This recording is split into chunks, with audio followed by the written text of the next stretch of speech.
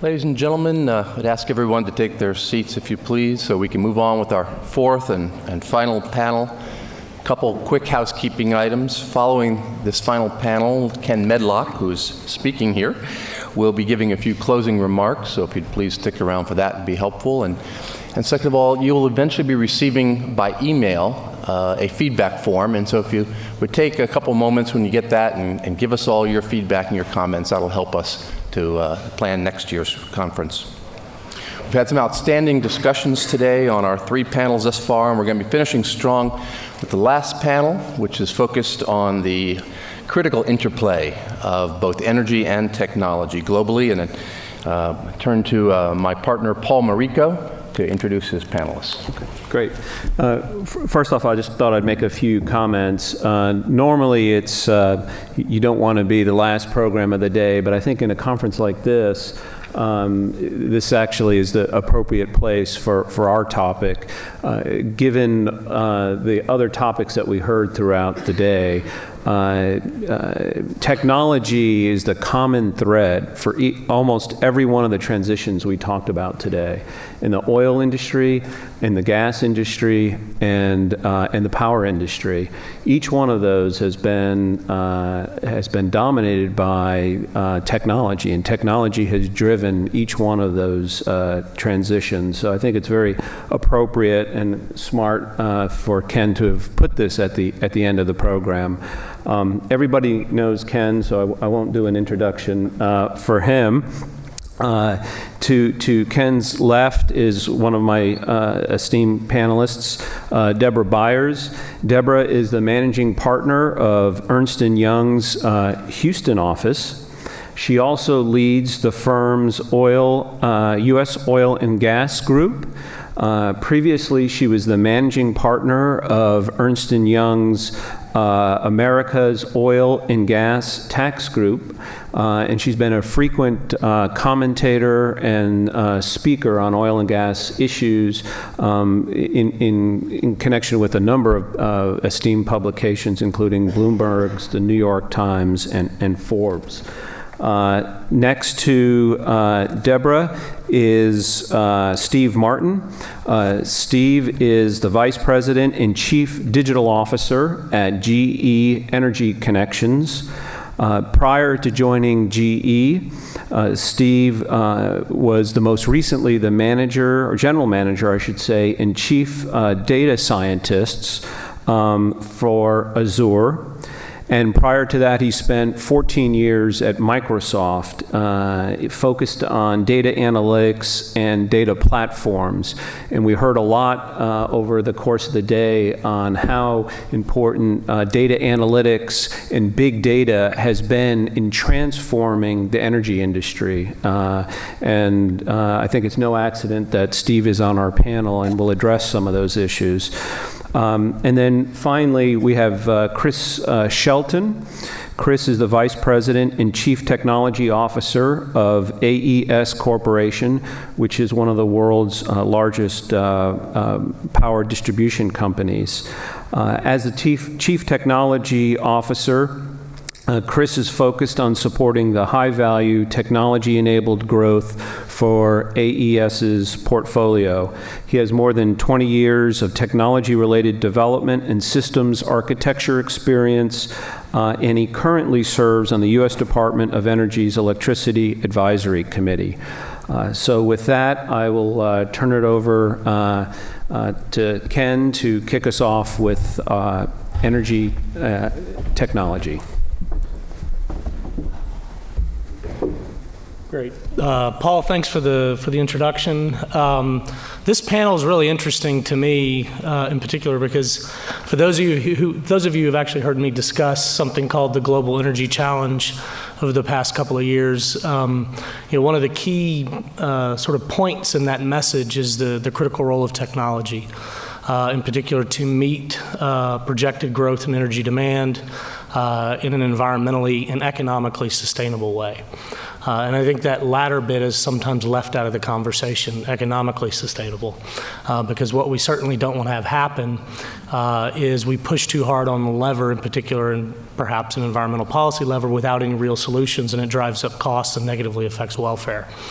So at the end of the day, we have to look to technology to help bridge certain gaps. And interestingly enough, and I'm going to sort of cheat a little bit and give you a lead about what's coming after me. You'll hear some discussion about the role of consumer preference in dictating the adoption rates of new technologies.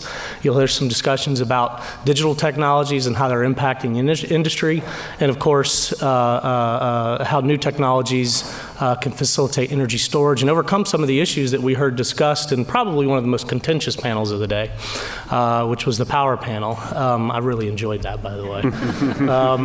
But what I'm going to do is a little stage setting. So I'm going to talk about the global energy challenge, and in a, I guess this isn't working. There we go. So I work at a university, and some of you have seen me use this slide before. I don't have to put up an investor relations disclaimer, but I like to show this slide because I'm going to talk to you about what the future might look like. And it's a really sort of it's a point to inject some humility into the discussion. No matter how smart everybody up here sounds, nobody knows what the hell's going to happen. So this is a great example of that. So what you see in this picture, the black line is the price of oil going back from 1979 through 2016. Obviously, we haven't finished 2017, so that's why it's not up there. But that's not what's interesting about the picture. What's interesting are the colored lines that sort of jump off the black line, which are forecasts for the next 10 years made at that particular point in time. It kind of looks like buckshot on the side of a barn, right? It's just horrible. But that doesn't mean we should not forecast. If anything, it tells us some very important lessons about what we don't know and what we can learn as we go through this process. So in general, you would expect forecasting to get better over time, but unfortunately, myopia always creeps back into the effort. And what I mean by that is if something's been going on for the last 2 to 3 years, that must be what the next 10 to 20 look like. And anything could be further from the truth. So in reality, we should be cognizant of the fact that when we come up with a set of expectations or a projection about the future, there are some self-correcting mechanisms in markets that will ultimately and more than likely serve to make us wrong. This is where the very famous statement comes, the best cure for high prices is high prices. You get, both demand and supply side responses, and this can include the adoption of new technologies that make resources either more accessible, if you're talking about things on the supply side, or cheaper to consume if you're talking about things on the demand side. And those two things don't necessarily work together to give you a long-term high price or a long-term low price. So I could literally do the rest of my talk from this slide. And I may actually do that just in the interest of time. But this is the classic Earth at night picture that was made famous by National Geographic back in the mid-1990s on the cover of one of its magazines. And there have been various iterations of this as we move through time, and now it's actually, because of the beauty of satellite imagery, something that's updated on an annual basis, and it's actually kind of interesting. Unfortunately, the ability to take high-resolution photographs from space has increased, and so if I wanted to do a time lapse on this, it doesn't give you a real representation for what's been happening over time. So we're just going to kind of look at the static snapshot, if you will. Lots of satellites up there taking pictures on clear nights and sometimes not so clear nights. So what you do to get this picture is make a composite of all the clear nights. And here we have it. Now, why is this interesting for this particular conversation? Well, we'll start with all the little white dots. That's where the lights are on. That's where we consume energy on the planet. So very simply, you can see very clearly and concisely where we use energy. Now, I'm going to point out some areas that are probably the most pronounced on the picture, the areas where the lights are the brightest and most intense. So you can see eastern half of the United States. You can see, more generally, North America. You can see Western Europe. You can see Japan and South Korea. Now, I don't have a pointer, so I'm not going to help those of you who are, geographically disadvantaged, but you can see them, I promise. And they're pretty bright. You can see in Australia, where the lights are on along the coasts where people live, very bright. Now, what is unique about that collection of countries? That's the OECD. It's the Organization of Economic Cooperation and Development. It is the richest set of countries in the world, by far the wealthiest, have been the driver of energy developments and economic developments for decades. Put some numbers to this. Collectively, in the OECD, there are 1.3 billion people. There are 7.4 billion people in the world. So that leaves 6.1 billion people out there trying to achieve the same standards of living and levels of wealth and welfare that people in the OECD generally enjoy. And so what we have to do when we look at a picture like this is begin to understand what that means for the intensity of lighting everywhere else. So you can start by looking at Asia. So we've heard a lot about China and India and how they're really going to be drivers of demand growth going forward, and that can take many different forms. Could be demand for electric vehicles and demand for new sources of electricity. It could be demands for new technologies and even being the pioneers of driving those new technologies, so on and so forth. But suffice to say, they all want the lights to be brighter. Okay? So if we look at China and India and then also include in that discussion Southeast Asia, which, by the way, is one of the most robustly growing regions in the world today. So this is Vietnam, this is Thailand, this is Malaysia, this is Indonesia, these countries. Collectively, that group of countries is 3 billion people. So that's more than double the size of the OECD. Economic growth rates across the region are in excess of 5% a year. So what you're seeing is rapid development in a very populous part of the world, and that development will bring with it demand for energy. Of course, that should immediately set up warning bells. Okay, it creates opportunities, obviously, for things like LNG as a relatively clean carbon-based fuel. But it also creates opportunities for coal, believe it or not. As a matter of fact, since the early 2000s, Indonesia emerged as one of the world's largest coal exporters, rivaling Australia, largely driven by what was happening in China. So we can't just turn a blind eye to what's actually happened in the recent past. We have to actually understand it, particularly if we want to understand what the future is going to look like. Well, all of that growth, all of that wealth creation is going to, again, bring with it energy demand. And it's not just turning the lights on, it's also getting in vehicles and driving from point A to point B. Now, how does transportation service evolve? Because that's ultimately what it is. It doesn't necessarily have to mean that everybody has a motor vehicle, although when you look at the vehicle sales numbers in countries like China, it sort of is a harbinger of things to come. Astronomically high rates of vehicle sales and growth on an annual basis. So as we start to see all these things happening in real time, we have to juxtapose that against the discussion that we also hear about them, which, and quite frankly, the two don't always align. And I think that's a really important point, because we can wish and we can watch what's actually happening. And I think it's more important to watch what's actually happening. So China, India, Southeast Asia, 3 billion people already on the growth track, already seeing increases in energy demand, and that is likely going to continue. And in a lot of ways, that's the area of the world that will be the driver of the future of global energy for the next 2 to 3 decades.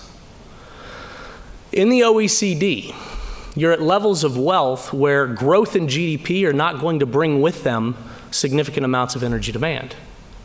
This is just the nature of economic development. As economies develop, they tend to do what we call dematerialize. That means the intensity of use of raw material inputs tends to go down.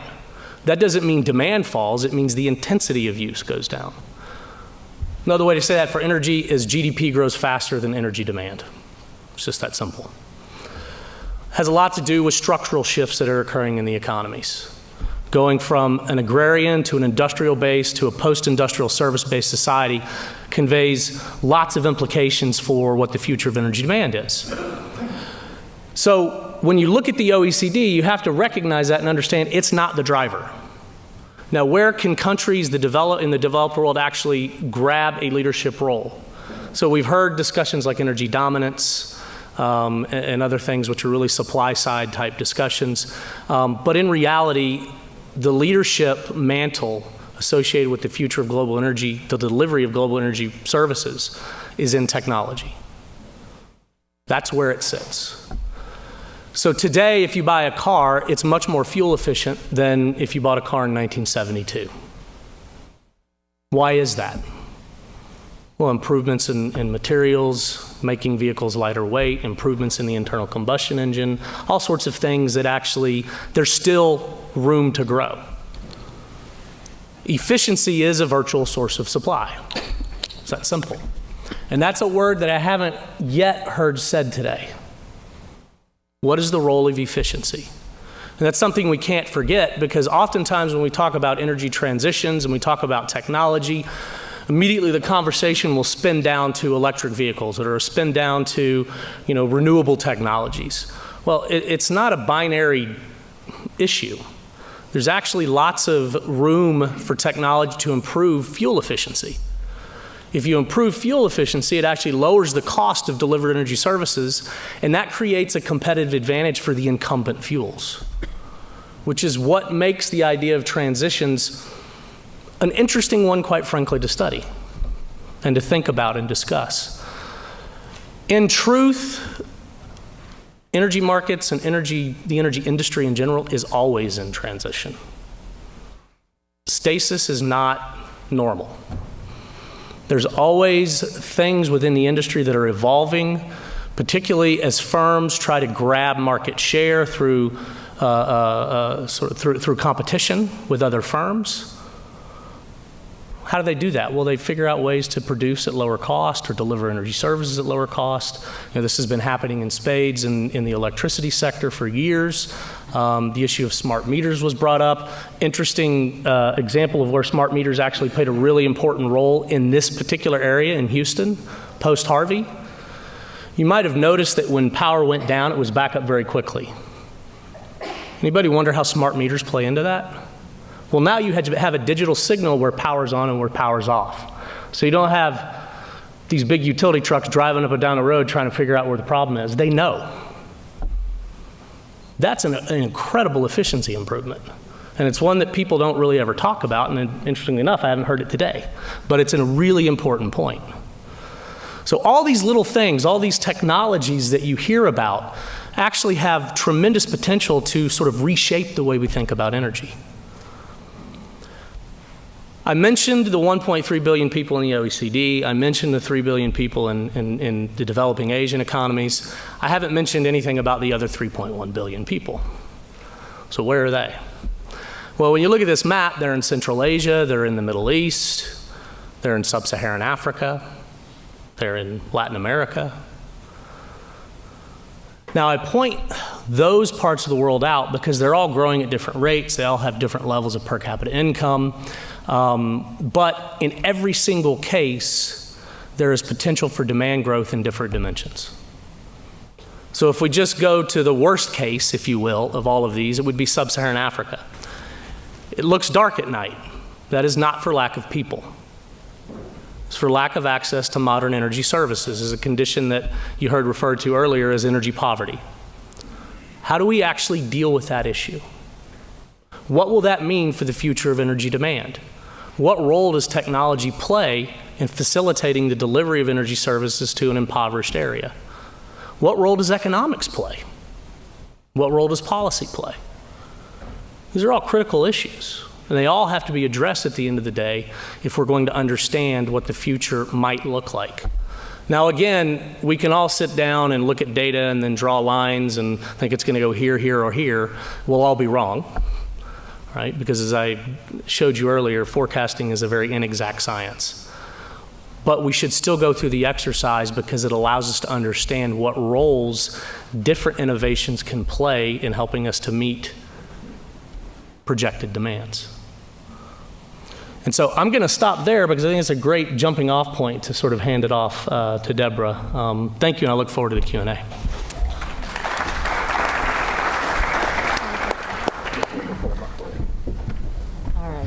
It's always good to follow Ken because he sets everything up so well. And this idea of energy transition or disruption. I like that concept that you're constantly in transition. It's such a vast topic, as evidenced by the discussion that's happened today, from power to petrochemicals to oil and gas. And now we've sort of gone out globally and looked at the impact that energy, innovation, and technology will have on the globe. So the one thing that we really haven't kind of put front and center, and I think it's very important, and Ken alluded to this, is the individual. So when we were thinking about this, so I want to go to sort of a softer issue, which is how will consumers, how will you who are sitting in this room impact what types of technologies get adopted, and how organizations are going to react to bringing in new technologies. And so it's sort of a soft issue that becomes a really difficult, hard issue when you're trying to transform, be competitive, and bring these costs down. If you go back and look at futurist predictions about technology, let's just scroll back 20 or 30 years ago, we were going to be in a paperless society with the rise of computers and the rise of, of portable computers. But if you look around this room, there's a lot of paper in this room. And yet we certainly have the ability to have projections on the screen. You all have smartphones. You could be looking at this. Questions. I was at a conference in London. All questions were via these little iPads they handed it to us, and we were able to kind of bump our name tags and trade cards. But it was all really awkward, Instead of looking at the name card, you had to bump your name card, and then people didn't want to do that. And then when they were asking questions, you had to look at your iPad and type your question in, and everyone was like, they just gave up, even though it was pretty cool because your question would come up on the screen. And it demonstrated a really important point that adoption is also very important in how you bring technology and then convert it and harness the efficiency that that type of technology can bring to your organization. So this is why we focus on the consumer, the individual, and for us at EY, where we have 250,000 employees, most of them under the age of 30, we are really focused on the millennials and how do they want to consume technology. So when we think about predictions and futurists, you also want to kind of keep an eye on what's coming on the side, right? And so we fixate on EV. I heard today that Dyson is now in the EV business. Dyson has announced that they are going to produce an electric vehicle. So these types of, entrants, I don't know whether that's because he wants to compete with Elon Musk, but they want to come in into electric vehicles. But maybe they'll sweep the streets while they're driving with the. Just kidding. It's just an idea. But what it says is that there will be disruptions that we don't see. And so the energy sector, whether it's the power sector or the transportation sector, and now we see this convergence on the fuel side, both from the transportation and from power, you don't know where it's coming. I mean, look at what some of the big tech companies have done, like Amazon, going into groceries. So maybe they're just one step away from going into power distribution. So those are kinds of things that I'd ask you to think about, but then go back to putting the individual into the middle of that equation. So how do I see technology? How do I use that? There we go. So when we think about energy, we came up with this great word because we wanted to say something different than energy transformation or innovation. So we said energy reimagined. What does the energy company of the future look like? And it's really, I look at it as 3 dimensions. One is what is the future of demand, very critical, what Ken kind of set up. And you really need to look beyond sort of the developed countries for the future of energy demand. And then how does that impact the future of your operations? And then really, what is the future of work, and what does that workforce of the future look like? So I think I don't have to go through all this, but I'm going to go out on a limb and say scarcity is over for now.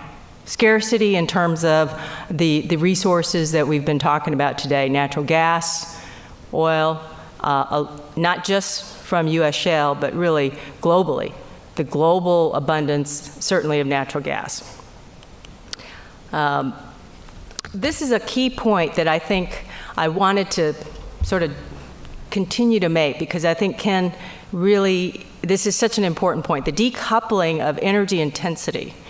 And, you know, conventional wisdom maybe 20 years ago or 10 years ago even would have said that as countries, these developing countries became industrialized, you would see this really strong ramp up of demand. And that may still happen, but not because of industrialization.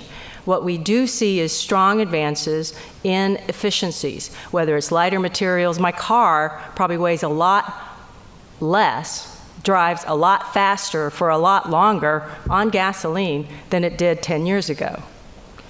And that is real capture of efficiency, as well as being able to conserve the natural resources that we have. This decoupling is kind of interesting to look at, but it's a simple example of, you know, not, for example, new technologies will get adopted. So if we look at India, there was a gentleman that was talking at a conference in London from India, and I was talking to some of my colleagues. Distributed power may work in India. They don't have vast networks of installed infrastructure where you'd have to kind of redo a lot of things and deal with some of these issues that were talked about in the prior panel. They can start from a clean slate, and they have miles of geography that without installed transmission, as well as the fact that their standards or requirements for resiliency or reliance may also be different. So those are all things to kind of think about in terms of what's happening and with the need to increase productivity and GDP, but maybe at a less energy-intensive manner. So those are things that we look at. So the two things in terms of the first prong of sort of looking at the dimension of what the future might look like, and I will get to the consumer, is supply looks abundant, but really, you know, the demand question is the big thing. I mean, we all think we've kind of got a little bit of a handle on the supply story. So increasing the demand, we kind of look at, you know, the factors, electrification of the economy, whether it's a mining process, an industrial process, whether it's EV. It's not just all about electric vehicles. It's also about industrial automation. It's about climate policy. So in Europe, you know, the UK is coming out and saying, you know, no more diesel. I think we tried that in California, and we still have gasoline cars. But and really, the low cost of supply itself is creating more demand. We talked about natural gas is so abundant and so cheap and can be landed in Asia at very, very competitive prices. Those all increase demand.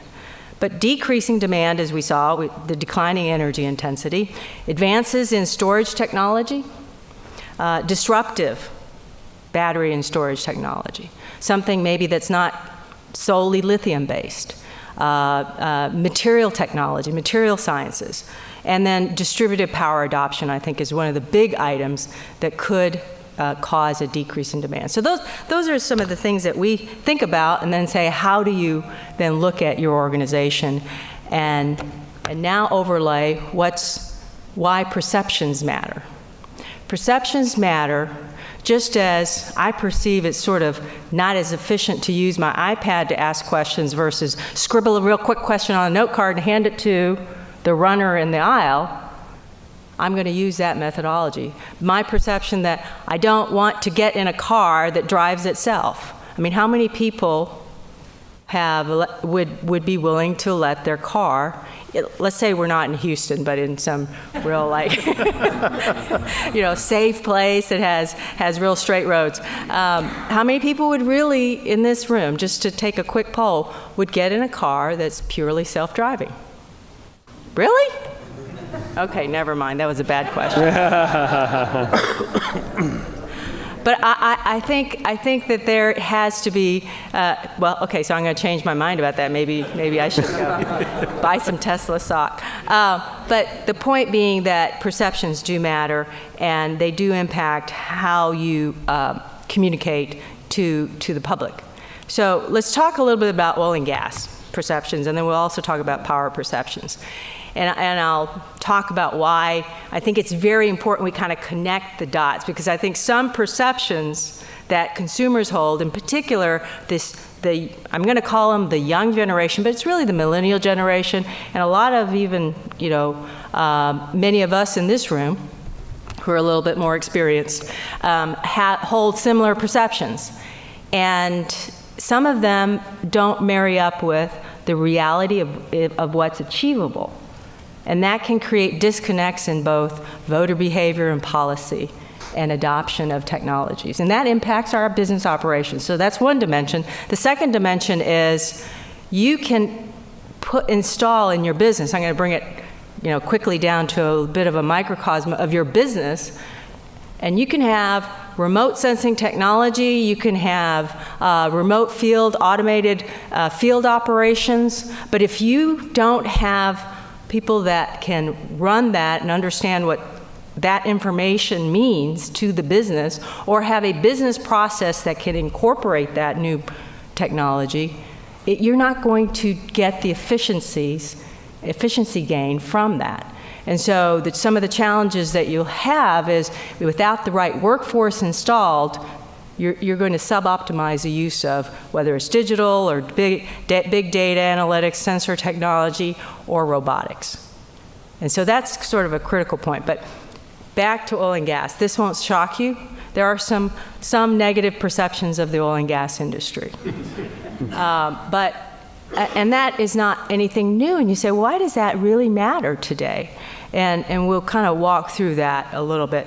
The thing that was interesting is that while it was somewhat negative for the normal reasons, they also and it wasn't a huge difference between the age groups, whether it was teens or executives or folks that are a little older. Because they said it was necessary. And generally, just having a positive perception because you can't really do without it is probably not the best positive perception. Because you want it to be a positive perception because it does something really good. Energy does you good. I think that's a tagline. And that it's really pretty much stops at because I need it. And the generational perceptions are different based on whether it's oil or it's renewable. And here we have 71% of teens believe renewables, such as solar and fuel, are the fuels of their generation. So this is a little bit of potentially, to some people, they would say, that's a timeline disconnect, because that's probably, we probably need both types or all types of fuel. But they believe that the headlines of, we can power Denmark for a year on renewable, on 100% renewable. And so that has gotten into the psyche, and that can create some issues. 56% believe that oil and gas are their parents' generation, and 59% believe that coal is their grandparents' generation. I mean, that was very interesting that when we came out of that. And this is a nationwide survey of about 1,200 people, so all regions.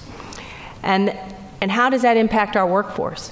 The career divide on the appeal of oil and gas jobs is quite stark when you look from Generation Z, which is the folks that we're going to want to try to recruit and get, as we go to the millennials. Pretty high percentage of very unappealing. And some of that wasn't because of sort of moral reasons or anything. A lot of it was just they don't view it as a very high-tech industry. They view it as blue collar, which that's not so bad. That's one of the things that we've got to change. Say, that's okay. But they also don't believe that it is an industry of the future.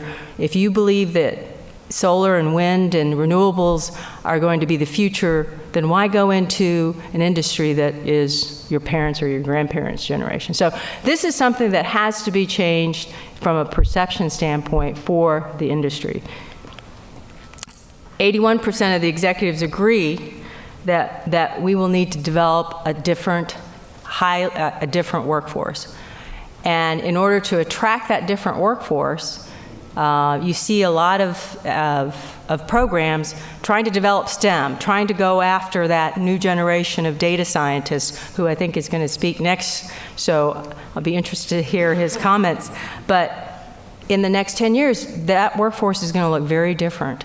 And being able to close the gap of perception as to what the sector does, what the industry does, and how the future is going to look, and that we're not going to be all having, solar panels on our houses to run everything and drive Teslas is a really important fact. Because that disconnect could create issues both in the workforce for our organization as well as in what ultimately could drive policy and behavior. So with that, I will turn it over to our next speaker.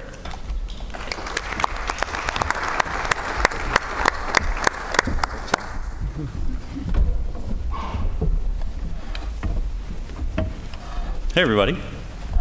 Thanks for having me today. I appreciate it. I'm Stephen Martin. I'm the Chief Digital Officer for GE. I work in the Power and Energy Connections Division. There we go. I hope everybody here has heard and is very familiar with GE, but one of the things that you may have missed is that recently we made the decision to combine what was the energy connections business, most prominently their grid business, with the power business. And part of the motivation for this was to make sure that we had an end-to-end view of what was happening for our customers. We could have long conversations, probably a different panel on whether the integrated utility versus the unintegrated utility is better or worse, given a variety of things that have happened over the last 10 years. We could probably continue that conversation at a bar till very late at night, and we wouldn't really solve anything. But what I would say is that our customers are very passionate about making sure that they have visibility end-to-end for what's going on from point of generation all the way through to delivery of those electrons, whether it's a consumer or a business customer, and doing optimization at all points in between. And we know that's going to be a focus for our customers for the next many, many years.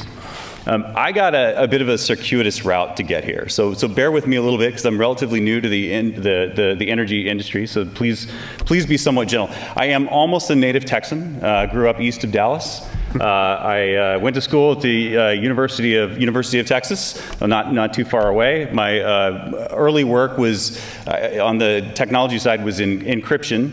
Writing elliptic curve-based encryption to secure information, what was ultimately going to be the public internet, but also developed some fascinations of other areas, behavioral psychology and economics being a couple of them. I can tell you that developing elliptic curve algorithms does not yield a whole lot economically. In fact, we could put that down as an irrational decision for a human to devote time and effort to that pursuit. But this notion of studying both economics and behavioral psychology and helping understand the places where economics would predict one thing and the reality that anybody in this room that's married would tell you, humans aren't always rational, right? And the disconnect between those 2 points is pretty important, right? If nothing else, it will help you understand rooftop solar, right? So if we look at what's going to happen over the next few years, we have a lot of complexity that's entering into the market. And whether you view this as good news or bad news, I'm here to tell you that today is the easiest day that we're going to have in the next 20 years. It's only going to get harder. You think about 5 billion total connected users, 3 trillion IP-based devices, 400 million electric cars, and likely to see up to 50% reduction in our CO2 footprint. And the only way that that's achieved is by very, very different mix of fuels in the years to come. Take a look at what's happening both on the utility grade side as well as closer to the points of consumption. This is a list of orders in 2016. And would anybody just a few years ago have guessed that we would get 45 gigawatts in orders of solar, 65 gigawatts in wind, versus more of our traditional areas? Right? And so while the percentage of total of some of those components is very small on an absolute basis in what it makes up, and no one would belabor that point, the percentage of new going in, and we see this from an orders basis, is very real. We can think this is a good thing, we can think this is a bad thing, but it doesn't negate the reality that it is happening, whether it's an economically viable option in all cases or not. And as you guys know better than anyone else, it's often mandated by government. What's also interesting is on the blue side, what's happening closer on the distribution networks where you're getting rooftop solar, you are getting battery technology closer to the consumer, you're getting an explosion of EVs, and that looks like that's going to continue into the future. And this just makes this collective problem that much harder. Right, and I think ultimately we're going to long for the days where we had central generation connected to transmission, connected to distribution, where electrons flowed in one way, and it was all economically viable, and people paid their bills. That is just not the reality that we live in now, and aren't going to at any point in the future. It's not going to get any easier. It's only going to get harder. There's 4 trends that we think are really making this particularly complicated, and I'll touch on them.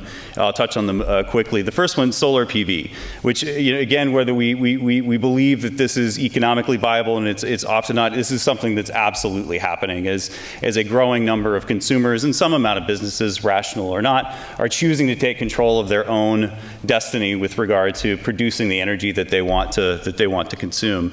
What's making that more and more viable is erosion in the cost of battery or for storage technology. And in this case, we're going to talk about lithium ion, but at utility grade, it could certainly be pumped hydro or other things.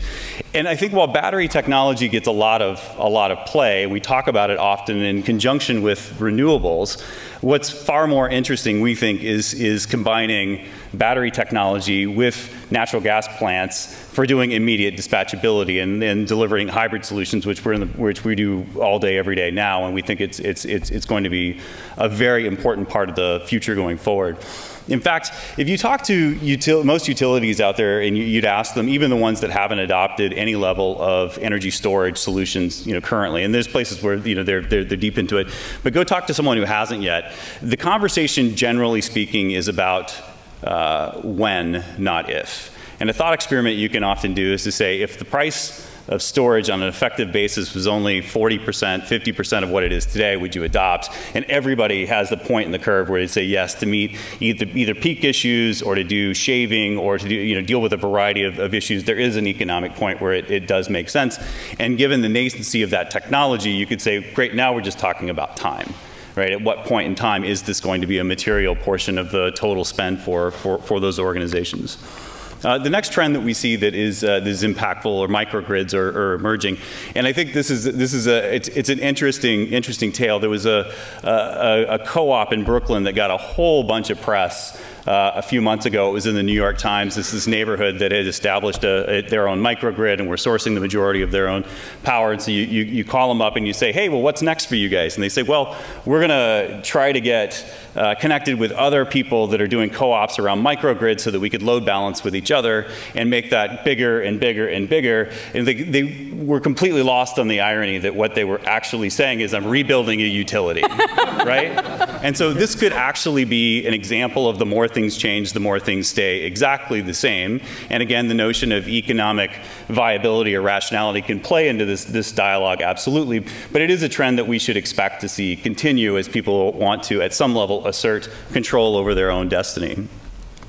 The next thing, which is very, very, very real, the convergence of energy and transportation sectors. And this is one that I think is probably in need of additional study. I'm sure there's some really bright folks that are way smarter than I am at Rice that could pick this up and help us understand what's going to happen over the next 10 years. But we think the collision of these two areas is going to address some fundamental challenges. And it's not just about EVs. I mean, EVs will continue to grow. But what's more interesting is the extent to which we see electrification of other areas of transportation, because that could put us in position to deal with consumption of excess. And so a very popular topic right now across the utility sector is in demand response, or DERMS area, to figure out how we deal with curtailment.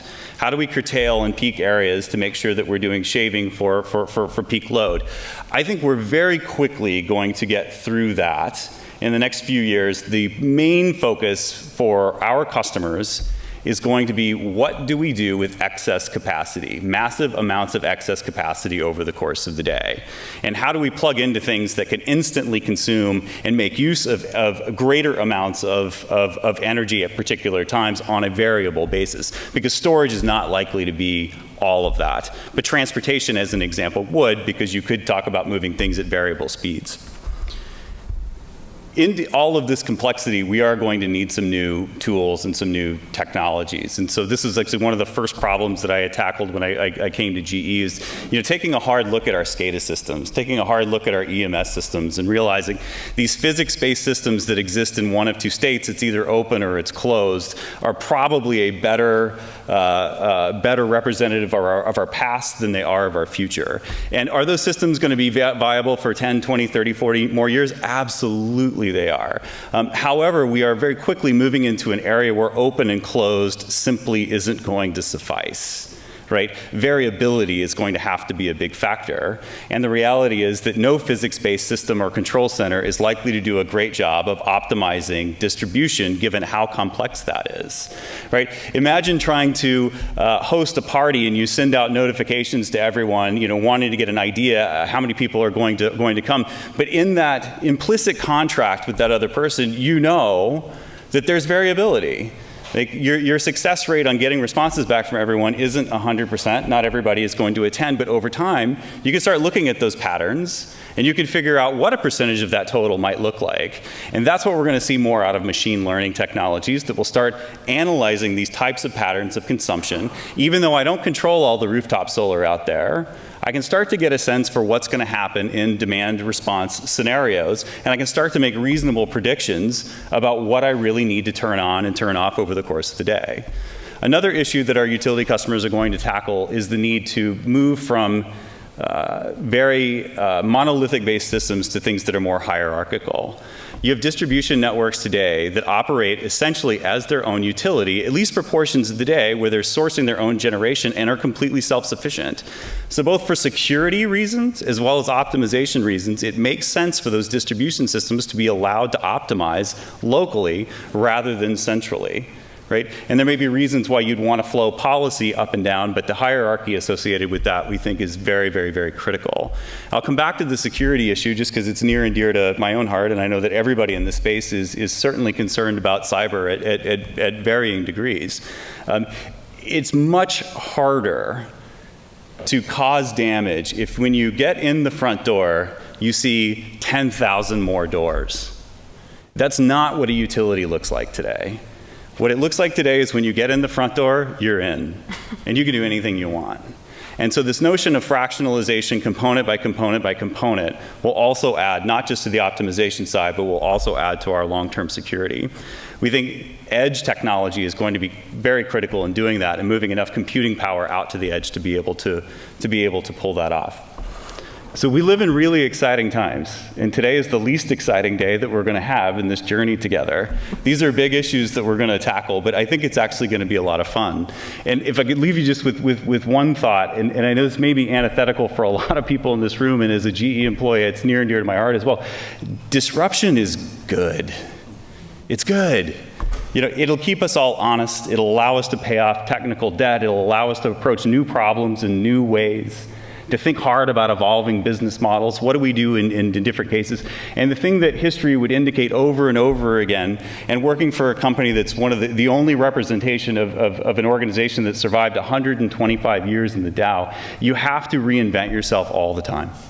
All the time. And if you don't, someone else will, and you'll be on the outside looking in. Predicting the future and the next step, I don't think is all that hard. I think the hard part is actually looking at these trends and deciding what to do about it. And so collectively as an industry, we have to have the courage, the passion, and the willingness to tackle these things head on and figure out what is it that we're going to do to make them real. Thanks.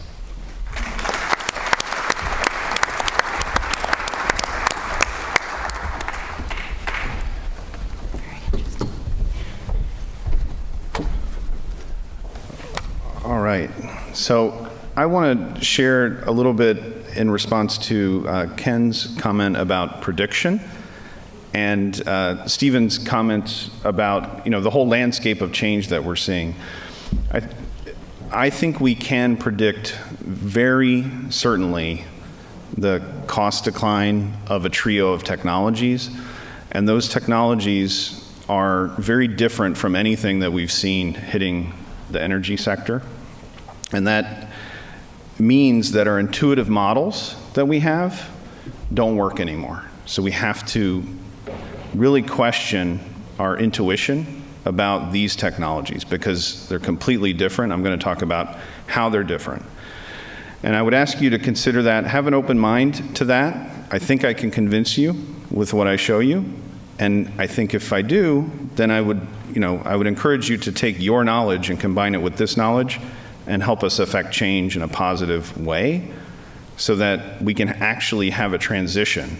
Because if we don't work together, combining our knowledge, we will probably end up with a dislocation. So, don't know how I get the slides up. Oh, there we go. Good. So, the trio of technologies I'm talking about are solar panels, which we talked a lot about today, LEDs, which I think may have been mentioned once or twice, and battery cells. Lithium-ion batteries can be your battery cell of choice for thinking about this, but it applies to all battery cells that would be factory made.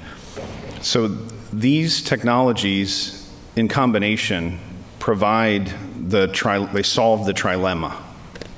And that is interesting in and of itself. They all have some common characteristics. They have economies of scale of volume. So traditionally in the power industry, everything's been about economies of scale of size. And we tend to think, how in the world can something small beat that?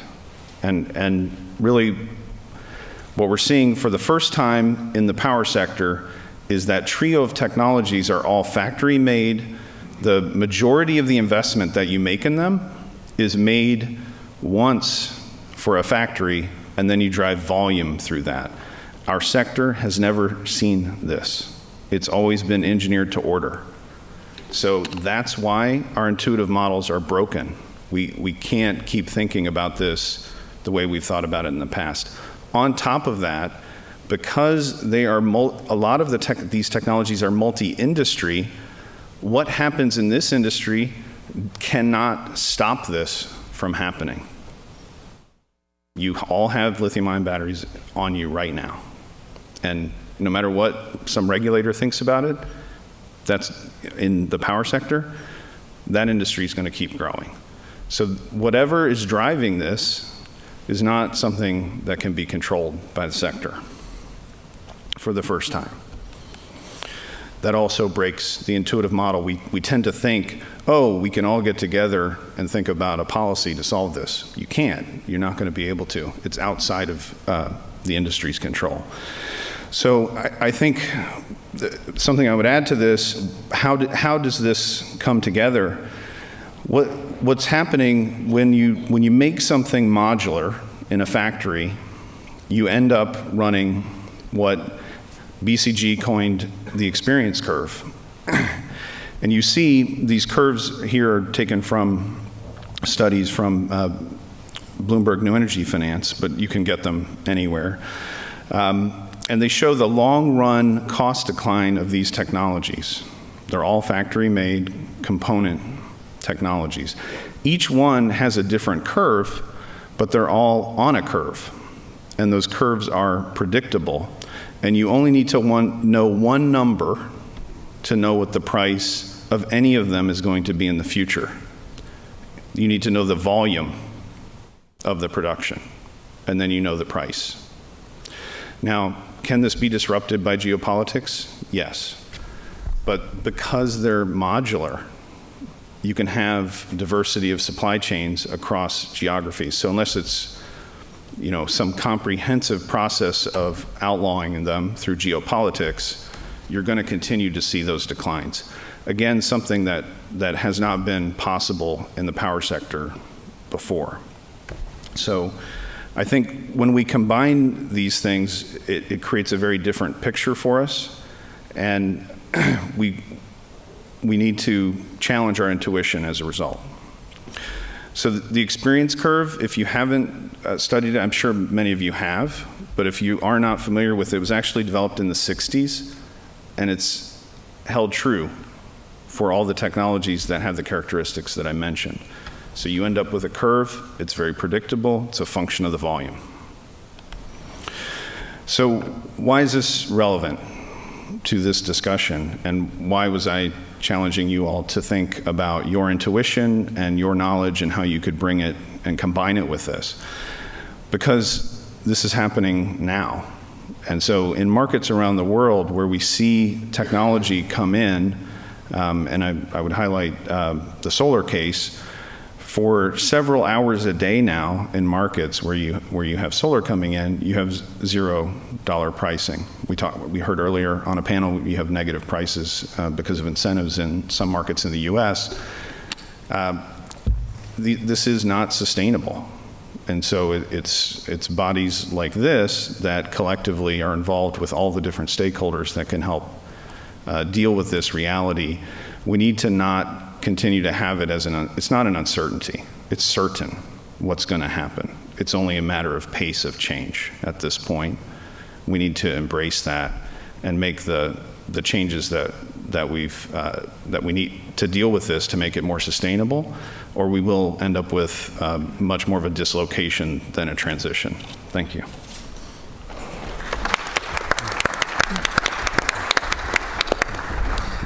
Before we jump into a few questions, I just wanted to remind the audience to, if you have any questions, please pass them down the aisle on a card. So I'm glad Steve touched upon, or he at least raised the issue of cybersecurity. We've talked throughout the day about how big data, AI, system automation has literally transformed the energy industry in the last several years, and the impact that has had on the industry is no doubt been profound, but that also creates a number of risks. A lot of this data is now on the cloud. That enables companies to have easy access, remote access to technology at their fingertips.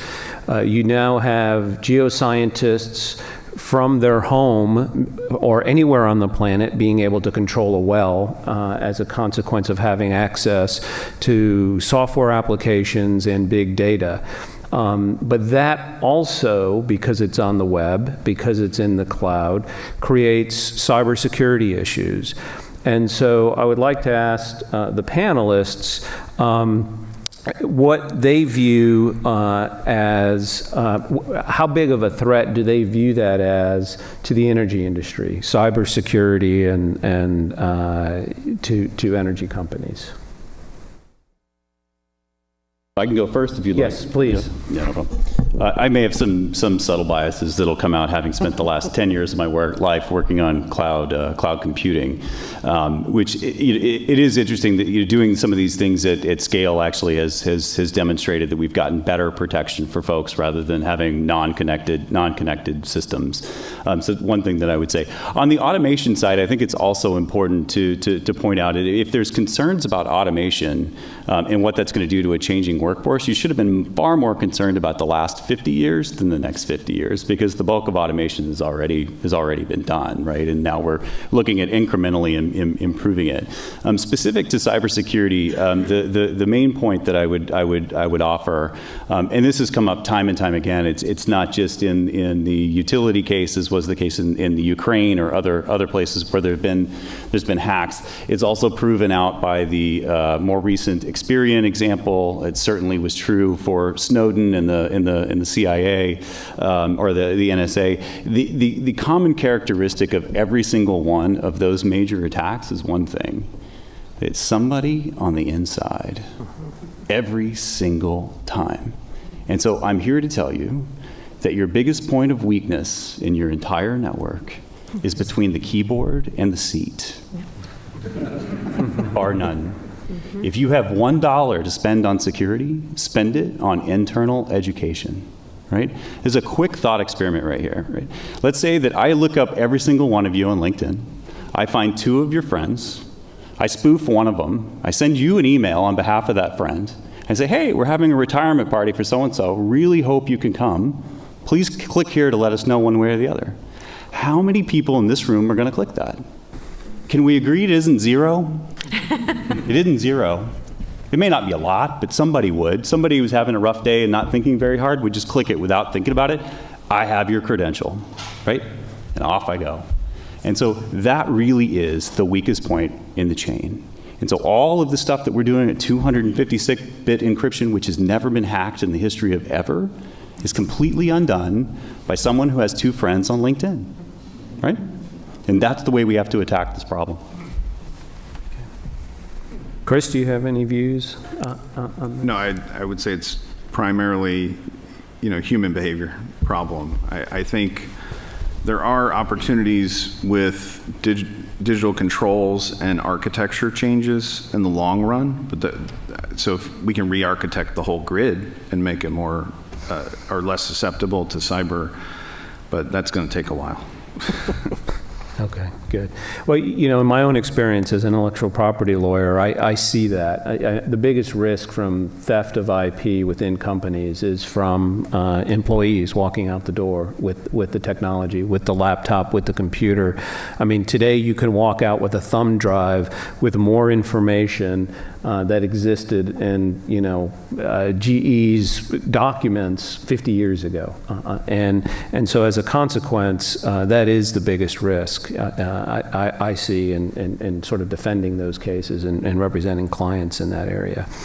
One thing we didn't really touch upon, it was touched upon a little bit today, but we heard the representative from Schlumberger say how this last economic downturn resulted in 500,000 jobs being displaced or eliminated, in effect, as a consequence of the economic downturn in the energy industry. And yet, at the same time, the supply of energy increased significantly during that same time. And so technology has had an impact on the workforce, both in terms of the quantity of the workforce, but one thing I would like the panel to address is what, if any, differences do they see in the future as technology continues to be an important factor in the energy industry, in the changing sort of demographics of the workforce in the energy industry? I'll take a crack at that. I think, so, a lot of people have predicted the comeback of the sector to be jobless. Now, that's not really going to happen. It won't be totally jobless, but there is transformation going on in the workforce. And while I agree with Stephen that a lot of automation has already taken place in sort of these industrial manufacturing processes, you haven't seen that as broadly as you might have, say, in an automotive factory, because by and large, before the advent of shale, oil and gas, drilling, offshore activity, and really the geologic activity and the science behind all that wasn't something that you could really readily automate. But that is rapidly changing by companies like Schlumberger. And so, and then the next step is above ground automation, whether it's just really kind of simple things that you might think are just really rudimentary. Believe it or not, sometimes the oil and gas industry is a little behind the 8 ball in adopting new technologies. Just, you've all heard about robotic process automation. We talk about these robots. There's no little robot doing stuff, but the adoption of, algorithms, machine learning to do certain very manually intensive financial processes, just basic things about revenue accounting, very boring stuff, but it requires a lot of massive manpower. And so the workforce is going to change in a number of ways. So if you're automating what's happening on the platform and you've got lots of sensor data, or you're creating automated processes around your shale operations downhole, then, instead of having 10 field workers, crews working a frac rig, you got one guy watching the big thing do its thing, and a couple of engineers back at the home office. Likewise, on the, finance, the boring finance functions, if you automate a lot of that function, then you can free up that workforce to do other things. And so they're really looking at exceptions. So it throws out this thing is different than the other. 50,000 transactions are all exactly the same, but there's 3 that pop out. And you need somebody that analyzes that anomaly, and that's a different skill set than somebody that's kind of looking at every, 50,000 transactions and making manual entries. I would add to that. I agree generally with what Deborah said, but I think what's interesting, and it comes from some of the things Stephen was saying, and I would, obviously love to hear what Stephen thinks about this as well, but I think the production of information is increasing exponentially. Right, so the amount of information we have is growing at an exponential rate. And the machines can learn now, but somebody has to teach them. Now, they can sort of learn on their own in some applications. That's great. But largely, we have to connect the human knowledge to that information that's coming.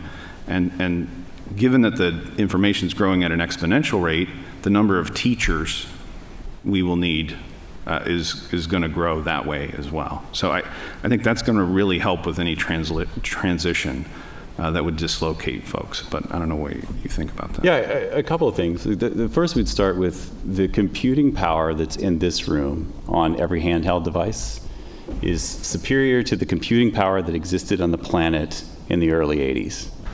Right? And that will continue to grow. We will continue to get more and more and more computing power, which will allow us to do a variety of interesting things. What's maybe more interesting than that, it consumes a fraction of the energy that it did in the 80s, right? So we're doing more and we're doing it with less.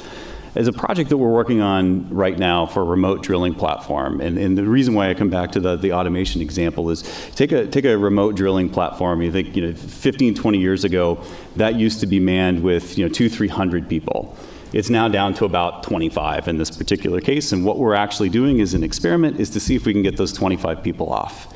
And it's not about automating their jobs and taking them out, it's about moving them to a control center, right? To see if we can move them away from a dangerous environment to an environment where they can completely do their job, right? But do it in the safety of a control environment rather than a remote location. It saves money, it's great for a whole bunch of reasons.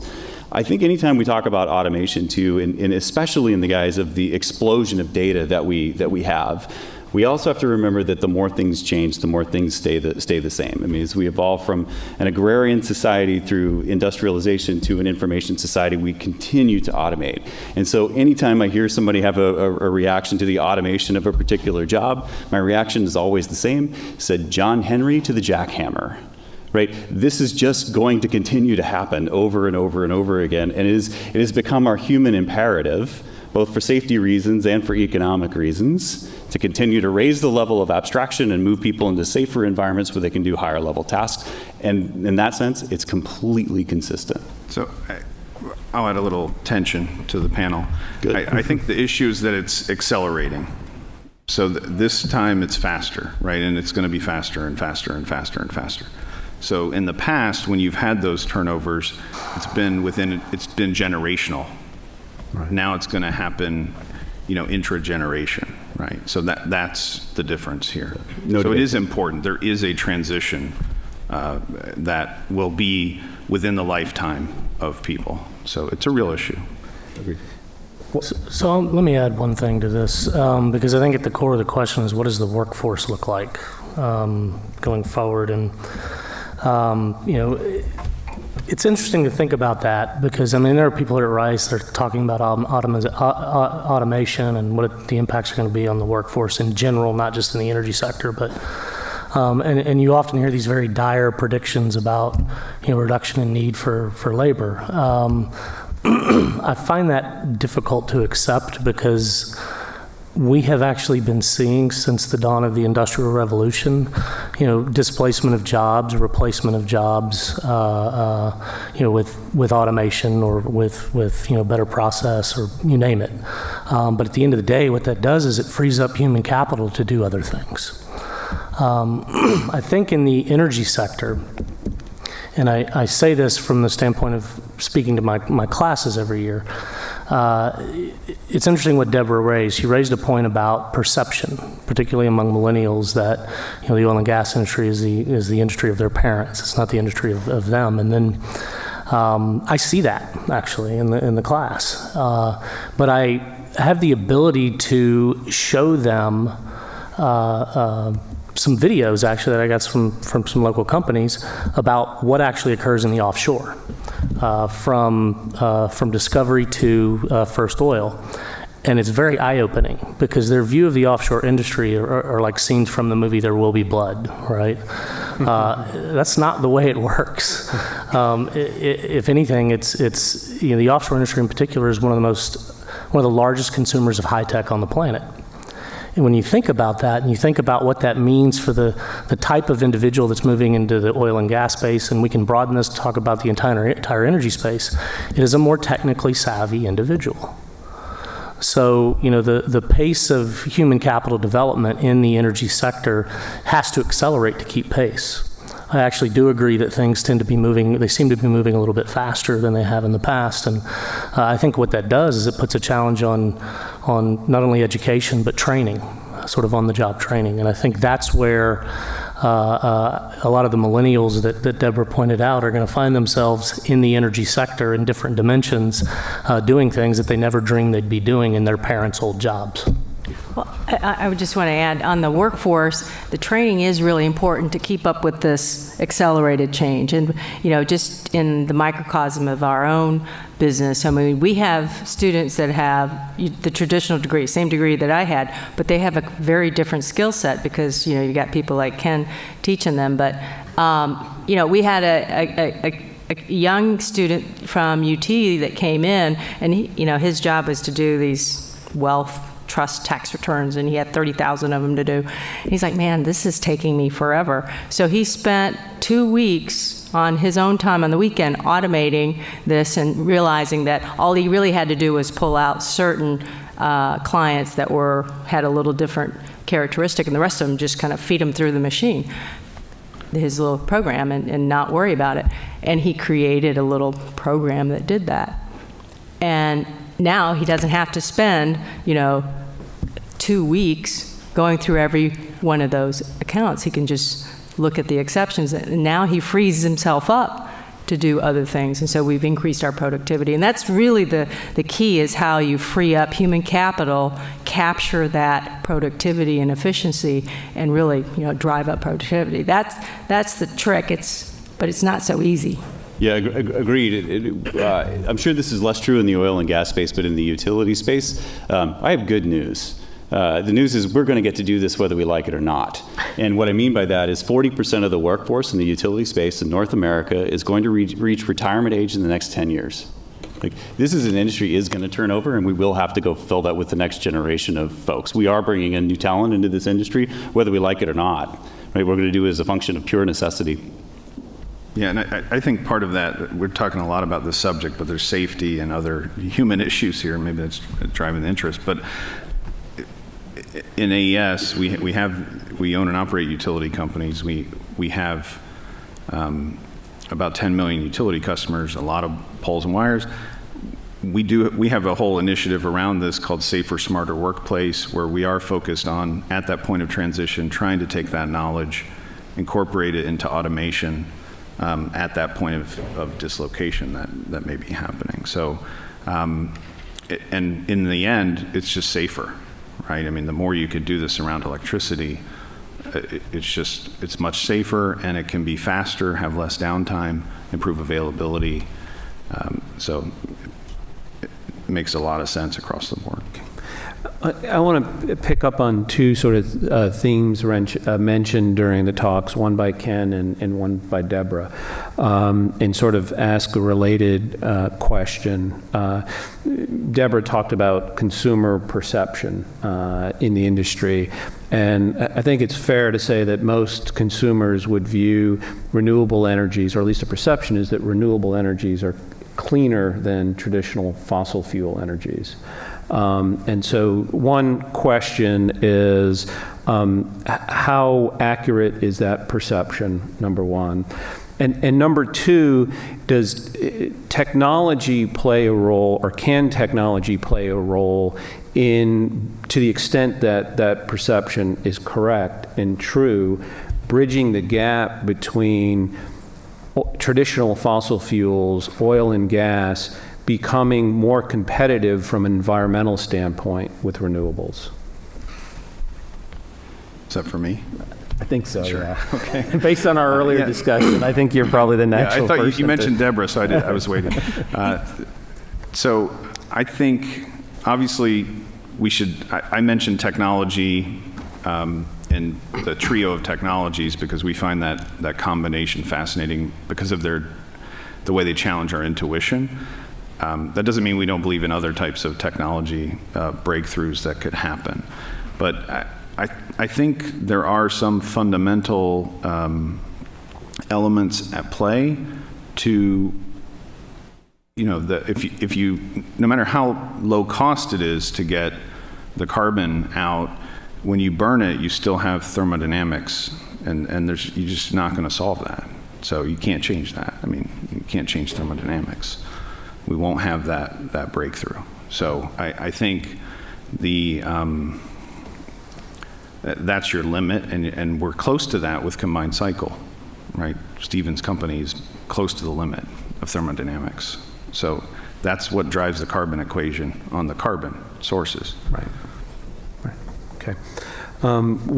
Time for one more question, I think, and I'm going to combine a couple of questions from the audience. And basically, these two questions kind of fold into one, and that is, what should the role of government be in financing new technologies? Does anyone have a view on that one? That may be a loaded question to ask at the end of the day. There's a long history of how government has approached, technology finance, if you will. In the U.S., the Department of Energy has used various vehicles to promote, basic R&D through their national labs, but also the implementation of various technologies that show promise through loan guarantees or, other programs. And in a lot of ways, we sort of look at that and you'll see one bad apple and you'll automatically point to that and say, oh, it's a waste of taxpayer dollars. Look at this horrible example of what the government did. And I think what that does is it leads us to wanting to throw the whole cart out, right? And I think that's a problem. And I'll give you an example of where a government initiative actually led to some pretty significant technological innovation that we're all enjoying and have talked about today. It had to do with the Carter-era administration project called the Eastern Gas Shales Project. So we've known about shale for a long time. Geologists have been writing about it for decades. It was always deemed to be a source rock that was out of reach. But in the 70s, there was a real concern that we were going to run out of natural gas. And you might remember that, for those of you who are old enough, it triggered a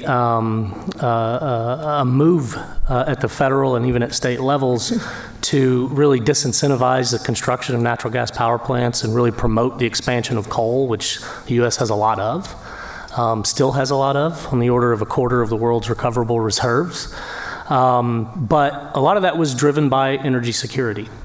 And so there was this concern that we weren't going to have enough natural gas to meet future demands, and gas, of course, is used for home heating, and the last thing you want is, grandmom freezing out in the winter. So we got to do something to conserve the resource. And of course, that also triggered interest in finding new natural gas, figuring out ways to unlock resource that we knew was in place. So, this is a while ago, right? This is not something that came to fruition in 5 years. And that's one thing we have to recognize when we start talking about technological innovation and government programs that are really aimed at developing frontier resources or frontier ideas or frontier innovations. You have to have longer than a 4-year cycle. And that really takes leadership, particularly in today's U.S. political climate, to be able to adopt something or adopt a program or promote a program that may have a payoff 30 years from now. And in fact, that's ultimately what happened with shale. 30 years later, away we went. Of course, it took private sector action, but the root of that was actually in a government-funded initiative. So when you think about these things, you have to realize that sometimes the payoff is a generation away. But that shouldn't stop you from trying to dip your toe in the water, so to speak, and think about, how government can actually be proactive in promoting innovation. So I think the answer specifically to your question about what's the appropriate way, I don't think there's a single appropriate way. I think what the government has to be willing to do is take risks, because that's ultimately what this is about, is taking risks that ultimately should be educated at some level, but risks that have potential payoffs. Anyone else want to tackle that one? Yeah, I mean, I think, you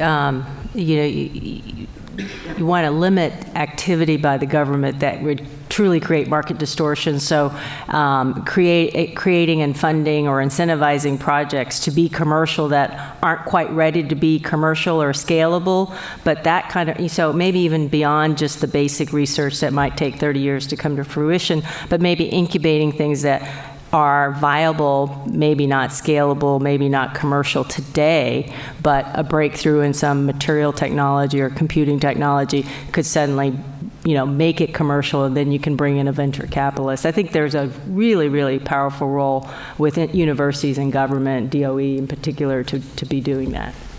Yeah, I think the advances we've seen in solar and battery come out of the primary research that DOE focused on. In one case, it started with the Carter administration for solar, and I think for batteries, it started in the early 2000s with the vehicle programs that were focused on electric transportation. But we're only here because of that work, certainly. So there's a role there. I think another role that gets overlooked in the power industry that's been unbelievably transformative in telecom is the market definition role that government played in telecom. Huge opportunity there. I won't speak to specific policies, but we do have 50 different approaches to electricity in the country. There might be some room for kind of like trying to figure out how to harmonize. Yeah, I think that's right. The only thing that I would add onto that is that I would hope that time would factor into our conversation on government, particularly when we're talking about subsidization of something. I mean, ultimately, I think on a relatively short-term basis, it does have to be able to stand on its own economic reality. Otherwise, you get perverse incentives, and we see that all the time. You get into some of these worlds where you get addicted to something almost like a drug, and then it becomes hard to get off because the scale associated with that is so big that it's unmanageable. And we've seen that from time to time. The other thing that I would say is that, be careful about just using economics in general. And our utility customers that have done time of day pricing, are seeing some real struggles because the extent to which they had behavior modification around those consumption patterns was often far greater than what they expected. Right? And so using economics as a lever, particularly when it collides on the behavioral side, sometimes has unintended consequences. And I think this is a great example of it, which is why it's got to be in a time box. Okay. Well, that's it in terms of time for questions. I just maybe have one final observation or comment is, I think the one thing the day has taught us, we talked a lot about transitions today, and I think that the one transition which is very evident is that we're seeing companies, oil and gas companies in particular, and even power companies to a certain extent, seeing themselves transform from traditionally manufacturing companies to now technology companies. That transition is afoot, and I think is sort of underscoring a lot of what we heard today. And so I'll just leave that as a final observation for folks. With that, I want to thank all of our panelists and for all of your insights. So I want to thank you very much. And finally, Ken will close us with some closing remarks. Thank you. Thank you, everybody.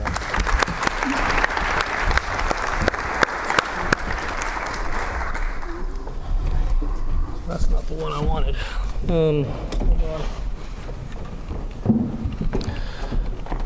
There's a slide in this long presentation that I wanted to sort of use to frame my final remarks. All the time when you hear about new technology, you hear about cycles in the energy industry, the question comes up, does history repeat itself? And I can't tell you how many times I heard, even as a graduate student and then sort of postgraduate school, well, I've lived through this before and probably going to live through it again, maybe, we'll see. But, you know, this is in reference to oil price cycles and other things, right? Interesting example, back in the early 1980s, there was a lot of rhetoric, particularly as oil prices started to fall, about the sustainability of the budgets of countries in the Middle East. Who's heard that story recently? Yeah. As a matter of fact, you can actually pull some articles that were written in 1984, 1985, 86, 87, and literally just change the dates and the names, and it looked like it was the same thing that's going on now. So you always have to ask yourself, does history repeat itself? And you know, this is an interesting slide to sort of frame that thought, particularly in the context of energy transition, because this and I share this with my students all the time, but this magazine cover is from an issue of Popular Science in April of 1981. All right, so if you look at that, you see solar on every rooftop, right? And you think, wow, this has to be recent. Well, it's not, right? It's actually the product of something that was going on up in Colorado at NREL. Talk about DOE and its role in actually facilitating the adoption or development of new technologies. And of course, the promise was there. Of course, it was a different price environment, right? Energy security was very much driving a lot of this. Consumer preference was sort of on the edge, wasn't really there yet. But a lot of similarities, if you will. The other thing that's sort of fun to look at is you look up in the top right corner of the magazine, who knows what a J car is? A few people do, right? But it was all about efficiency, right? Giving that sporty performance, but with better efficiency. So all these things are things that we've heard before and we'll probably hear again. I think the thing that's a little bit different today, though, is we have actually walked down the cost curve quite a bit. It's not 1981. So to think that history repeats itself, I think, is a little bit incorrect. I think we're more on the side of we're starting to see real change occur, but it really then gets to the pace of transition. And there's a lot of things that came up when we were talking about transition today, and I took notes all day long, and I have a bunch of stuff that I was going to talk about, but I kind of boiled it down to a couple of bullet points, if you will, and so bear with me. So where are we seeing transitions? Because remember I said in my remarks that transitions occur all the time. But where are we seeing them? Well, we're seeing transitions in market structure. We're seeing transitions in technology. And interestingly, these technologies affect both the supply side and the demand side. It's a really important point because as technologies affect the cost of delivering different types of energy resources, it changes the competitive margin between competing resources. And to talk about cost curves for solar and wind and other renewables and battery technologies, but not talk about the reduction in costs that we're actually seeing in the upstream over time is a little bit misleading. Or it's not just there, what about reductions in the cost of delivering transportation services because fuel efficiency goes up? All of a sudden now you're creating a different competitive margin that you have to really think about. And this is what makes discussing energy transitions, first of all, difficult, but second of all, really interesting. Because there's a dynamic responsiveness that occurs as a result of these technological innovations that are occurring across the board. There are also transitions in the way projects are being financed, which I thought was a really interesting takeaway from a lot of the discussions today. Transitions in demand, in particular through consumer preference. Some of this is driven by environmental ethics, some of it's driven purely by economics, but the point is all of these are coming together, and they matter. And one of the things this plays a role in, sort of feeding back into market structure, is how competitive are markets and how well do markets allow price signals to be transmitted to consumers so they can actually pick what they want to use. All right, these are things that are sort of all happening at the same time, but we also have transitions on the supply side, the cost of delivering energy, which of course then affect consumer preference, particularly when we're talking about the economic dimension. So I think what we got from today was a significant amount of discussion about transition, but in various dimensions across the energy space. And I'll be honest with you, when we first started thinking about this conference, I wasn't anticipating that. I was thinking it would be more heavily focused on technology and markets. But turns out we ended up talking about a lot of other things, which I think is really, really interesting and a fantastic takeaway. So thank you all for enduring, those of you who are left. We will be having a reception outside in the tent. So if you can, please join us for a cocktail. And with that, I'll close.